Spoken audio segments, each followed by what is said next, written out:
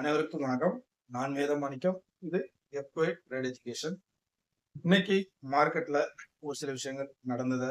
அது போக global market சோர்ஸுடைய லெவல்ஸஸ் என்னவா இருக்கு.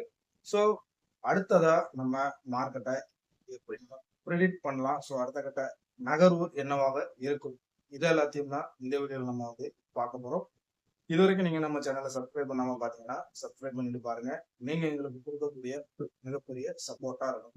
வாங்க நம்ம இதுக்குள்ள போகலாம். சென்செக்ஸ் அண்ட் நிப்டி ரெண்டுமே 1.5% இன்னைக்கு நெகட்டிவ் க்ளோசிங். பேங்க் நிப்டி அதையும் கொஞ்சம் தூக்கலா 1.80% நெகட்டிவ் க்ளோசிங். ஸோ இன்னைக்கு மார்னிங்கே நிப்டி ஒரு கேப் டவுன் தான் அப்படிங்கிற ஒரு விஷயத்த நமக்கு இண்டிகேஷன் பண்ணிடுச்சு. அதுக்கு ஏற்ற மாதிரியே ஏஷியன் மார்க்கெட்டுமே நிக்கியாக இருக்கட்டும், ஆங்ஷாங்கா இருக்கட்டும், குறிப்பா சவுத் கொரியாவுடைய காஸ்பியா இருக்கட்டும், 13% வரைக்கும் சவுத் கொரியன் மார்க்கெட் இன்னைக்கு நெகட்டிவ்ல க்ளோசிங் நடந்திருக்கு. கிட்டத்தட்ட நேற்று யூஎஸ் ஃபியூச்சர்ஸோடைய நெகட்டிவ் க்ளோசிங் இன்னைக்கு கம்ப்ளீட்டா நமக்கு இம்ப்ளிமெண்ட் ஆகும் அப்படிங்கிறது காலையிலே தெரிஞ்சதுதான் ஒரு கேப் டவுன் மார்க்கெட்ல. ஸோ இன்னைக்கு ஒரு கேப் டவுனை இன்னைக்கு ஆல்ரெடி நம்ம ஃபிக்ஸ் பண்ணதுதான். ஸோ அதன்படியே ஒரு கேப் டவுன் ஆச்சு. கிட்டத்தட்ட 24,303 அப்படிங்கிற ஒரு லெவல்ஸ்ல ஒரு ரெக்கவர் போது நமக்கு கிடைச்சது. ஸோ இது ஒரு அட்டம்ப்ட் ரெக்கவர் அப்படின்னு தான் எடுத்துக்கிட வேண்டியது. அது என்ன அட்டம்ப்ட் ரெக்கவரி அப்படின்னு கேட்டீங்கன்னா, ஸோ ரெக்கவரிக்கு இன்னைக்கு ஒரு அட்டம்ப்ட் கொடுத்துருக்காங்க. ஏன் அப்படின்னா இந்த 24,300 அப்படிங்கிறத நம்ம ப்ரீவியஸ் வீடியோலயே கொடுத்துருந்தோம். இந்த மார்ச் மந்த்துக்கான ஒரு ரேஞ்ச் ரிவர்சலா இருக்கக்கூடிய ஒரு இடம் அப்படிங்கறதுதான் நம்ம சொல்லியிருந்தோம். பட் அது இன்னைக்கு ஒரு அட்டம்ப்ட் ஆயிருக்கு. இது அடுத்தடுத்த கட்ட நகர்வுகளை நோக்கி போறதுக்கு உங்களுக்கு ஜியோ பொலிட்டிக்கல் சார்ந்த நிகழ்வுகளாக இருக்கட்டும், அடுத்த கட்டமா டாலருடைய மெயினா டாலரை பத்தி நம்ம பேசி ஆகணும். டாலருடைய நிகழ்வு என்னவாக இருக்க போகுதுங்கிறத பொறுத்து அடுத்த கட்ட நகர்வுகளும் இருக்கும். ஸோ நம்ம மிடில் ஈஸ்டோடைய அந்த வார் டென்ஷன் கொஞ்சம் கூட இன்னும் குறைந்த பாடு இல்லை அப்படிங்கிறத நம்ம பார்க்க வேண்டியிருக்கு. ஸோ ட்ரம்ப் சைடு இருந்தும் சரி, ஈரான் சைடு இருந்தும் சரி, எந்த ஒரு நெகோசியேஷன்ஸுமான ஒரு அடுத்த கட்ட நகர்வுக்கு போற மாதிரியான ஒரு செய்திகள் எதுவும் வரல. ஸோ இது இன்னும் ஒரு நெகட்டிவ் சென்டிமெண்ட்ல இருந்தாலும் கூட டாலர் நமக்கு க்ரூட் ஆயில்னால டாலருடைய வேல்யூஷன் என்னன்னா ஆல் டைம் ஹையில் இருக்கு. இது ஒரு பக்கம் இன்ஃபிளேஷனை அதிகரிக்கலாம் அப்படிங்கிற ஒரு நியூஸ் வந்தாலும் கூட இன்னைக்கு அது எப்படி ஒரு இம்ப்ளிமெண்ட் ஆயிருக்கு அப்படின்னு பார்க்கும்போது இது ஐடி ஸ்டாக்ஸஸ்க்கு ஒரு பூஸ்டா இன்னைக்கு அமைஞ்சிருக்கு. பர்டிகுலரா இன்னைக்கு ஐடி செக்டர், அதாவது ஆட்டோ, மெட்டல் எல்லாமே உங்களுக்கு ஒரு அடி வாங்கினாலும் இன்னைக்கு ஐடி ஒரு பெரிய லெவல்ல ரீச் இல்லை. ஸோ அது நிப்டியும் அந்த அட்டம்ப்ட் ரெக்கவரின்னு சொன்னாங்க, அதுக்கு ஒரு அடித்தளம் போட்ட மாதிரி தான் பார்க்க வேண்டியது. அதை தாண்டி கோல் இந்தியாவாக இருக்கட்டும், பாரதி ஏர்டெல்லாக இருக்கட்டும், அதே மாதிரி தேஜாஸ் நெட்ஒர்க்காக இருக்கட்டும். ஸோ இந்த 5G அலைவரிசையை வச்சு தேஜாஸ் நெட்ஒர்க்ஸ் எல்லாம் இன்னைக்கு 13% வரைக்கும் ஏறி இருக்கு இந்த இறக்கத்திலேயும். ஸோ இதையெல்லாம் ஓவராலா நம்ம எடுத்துக்க வேண்டியது. குறிப்பா நம்ம பேச வேண்டிய ஒரு விஷயம் இந்தியா விக்ஸ். ஸோ இந்த இந்தியா விக்ஸ் கிட்டத்தட்ட இன்னைக்கு 22% ஏறி இருக்கு.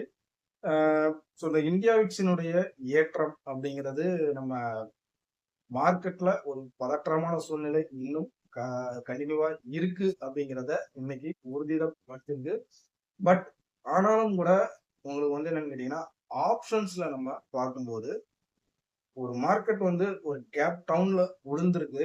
பட் ஆனா என்னன்னு கேட்டீங்கன்னா, ஆப்ஷன் பிரீமியம், அதாவது கரண்ட்ல இருக்கக்கூடிய எக்ஸ்பைரி பிரீமியம்ஸ் புட் சைடும் சரி, கால் சைடும் சரி, புட் சைட்ல ஹெவியான ரைட்டிங் இன்னைக்கு இருந்துச்சு. பட் ஆனா அந்த பிரீமியம் உடைய மூமெண்டம் என்னன்னு கேட்டீங்கன்னா ஒரு ரேஞ்ச் பவுண்டுக்குள்ள தான் இருக்கு. ஸோ மார்க்கெட் ஒரு ரேஞ்ச் பவுண்டுக்குள்ள இருந்துச்சுன்னு சொன்னா பிரீமியம் டிகே ஆகிறது அதிகமா இருக்குது. பட் ஆனா பிரீமியம் டிகே அப்படிங்கிறது இன்னைக்கு, அதாவது கால் சைடும் சரி, புட் சைடும் சரி, ஒரு ஹெவியான டிகே இல்லை. ஸோ இது எதை ஒரு விஷயத்த நமக்கு உணர்த்துது அப்படின்னு சொன்னா, இந்தியா விக்ஸ் இன்னும் உங்களுக்கு மேல போறதுக்கான வாய்ப்பு ரொம்ப கம்மியா இருக்கிற மாதிரியான ஒரு சுச்சுவேஷன் தான் தெரியுது. ஸோ இந்தியா விக்ஸ் இன்னும் கீழே, அதாவது கிட்டத்தட்ட ஒரு 3% இருந்து ஒரு 4% கீழே இறங்குனுச்சுன்னா நமக்கு ஆல் எப்படி பார்த்தோம்னாலும் நம்மளுடைய ஓவரால் மார்க்கெட் வந்து திரும்ப ஒரு கிட்டத்தட்ட ஒரு 300-400 பாயிண்ட்ஸஸ் வந்து மேல வர்றதுக்கான வாய்ப்புகள் இருக்கும். ஸோ ஓவராலா இன்னைக்கு மார்க்கெட் ஒரு நெகட்டிவ் க்ளோசிங்ல இருந்தாலும் அண்ட் லோ அண்ட் ஹைக்கு நம்ம காம்ப்ளிமெண்ட் பண்ணி பார்க்கும்போது ஒரு பெரிய இன்ட்ராடே ஸ்விங் கொடுக்கல. பட் அது செகண்ட் ஹாஃப்ல வந்து இருந்துச்சு. செகண்ட் ஹாஃப்ல ஒரு நல்ல ஸ்விங் இருந்துச்சு. ஃபர்ஸ்ட் ஹாஃப் வந்து ஒரு சாப்பி மார்க்கெட் மாதிரி தான் வந்து இன்னைக்கு ட்ரேடிங் செஷன் இருந்துச்சு. பட் ஓவராலா இன்னைக்கு நெகட்டிவ் க்ளோசிங் இருந்தாலும் ஃபர்தரா அடுத்து எதை நோக்கி போக போகுது அப்படிங்கிறதையும் நம்ம லைட்டா பார்த்துலாம். ஸோ நம்ம ஏற்கனவே சொல்லியிருந்தது 24,300 ஒரு ரிவர்சல் ஆகுறதுக்கான வாய்ப்பு இருக்கு அப்படிங்கிறத. ஸோ இன்னைக்கு அந்த லெவலை டச் பண்ணியாச்சு. இப்போ அந்த லோ, அதாவது 24,303 அப்படிங்கிற அந்த லோ நமக்கு நாளைக்கு ஒரு மேஜர் சப்போர்ட்டா நாளைக்கு கிரெடிட் ஆகும். ஸோ இதை பிரேக் பண்ணிச்சுன்னா அங்க இருந்து 500 பாயிண்ட்ஸ் கூட கீழே இறங்கலாம். ஆனா அதுக்கான வாய்ப்பு ஒரு குறைவு அப்படிங்கிற மாதிரியான பொசிஷன் தான் தெரியுது. ஏன்னா அடுத்து வரக்கூடிய நாட்கள்ல மியூச்சுவல் ஃபண்ட்ஸஸ் உடைய இன்வெஸ்ட்மெண்ட் அப்படிங்கிறது ஹெவியா உள்ள இறங்கும். 10-11 வந்து எஸ்ஐபிஎஸ் உடைய இன்வெஸ்ட்மெண்ட்ஸ் வந்து உள்ள வரும். பட் அது மியூச்சுவல் ஃபண்ட் நிறுவனங்கள் ஏற்கனவே எதிர்பார்த்த ஒரு ஓவர் வேல்யூவேஷன் மார்க்கெட் இருக்குது அப்படிங்கிறத ஒரு கன்சாலிடேஷன் வந்து இப்போ நடந்ததா நம்ம எடுத்துக்கிடலாம். ஸோ இது வந்து ஒரு நியூஸ் பேசிக்கா வந்து வார் டென்ஷன்னால வந்து குளோபல் மார்க்கெட்ஸ் எல்லாமே வந்து இறங்கும். ஸோ அதை அடிப்படையில இந்தியன் மார்க்கெட்டும் வந்து ஒரு இம்பாக்ட்ல இறங்கி இருந்தாலும் இது மியூச்சுவல் ஃபண்ட்ஸ் நிறுவனங்கள் வந்து இது ஒரு வாய்ப்பா தான் வந்து அவங்க எடுத்துக்கிடுவாங்க. ஸோ அதுக்கு இந்த பர்டிகுலரான ஏரியா வந்து அவங்களுக்கு ஒரு மெயின் ட்ரிகர் பாயிண்டா இருக்கும்னு என்னுடைய அபிப்பிராயமா இருக்கு. ஸோ இங்க இருந்து அடுத்தடுத்த நாட்கள்ல ஒரு 300-400 பாயிண்ட்ஸ் வந்து மேல போறதுக்கான வாய்ப்புகளும் இருக்கு. ஃபர்தரா வந்து ஈரான் மேல யூஎஸ் வந்து என்ன அட்டாக் பண்ண போறாங்கிற ஒரு விஷயத்த பொறுத்து. ஸோ ட்ரம்ப்பினுடைய ஸ்டேட்மெண்ட் இன்னைக்கு வரைக்குமே வந்து நெகோசியேஷன் அப்படிங்கிற ஒரு பேச்சுக்குள்ள போகல. ஈரான் தரப்புல இருந்தும் அதுக்குள்ள வரல. ஹார்முஸுடைய பேன் இன்னும் அப்படியே தான் இருக்கு. சைனாவுக்கு தவிர்த்து மற்ற நாடுகளுக்கு யாருக்குமே விலக்கும் கொடுக்கல. ஸோ வரக்கூடிய நாட்கள்ல அதனுடைய இம்பாக்ட் இருக்கலாம். பட் இந்தியா தரப்புல இருந்து நேத்து கொடுக்கப்பட்ட ஒரு ஸ்டேட்மெண்ட் படி எங்களுக்கு இன்னும் 25 நாட்கள் வரைக்கும் க்ரூட் ஆயிலோடைய ஸ்டோரேஜ் வந்து நமக்கு இருக்கு. அதனால இந்தியா வந்து இப்போதைக்கு ஒரு பேனிக் ஆக வேண்டிய விஷயம் இல்லை அப்படிங்கிற மாதிரியான ஒரு ஸ்டேட்மெண்ட் இந்தியன் கவர்மெண்ட் கொடுத்திருந்தாங்க. பட் இது இன்னும் அடுத்தடுத்த நகர்வுகள் எப்படி இருக்க போகுதுன்னு பார்க்கணும். ஈரான் கத்தார் மேல தொடர்ச்சியா தாக்குதல் நடத்திட்டு இருக்கிறத பார்க்க முடியுது.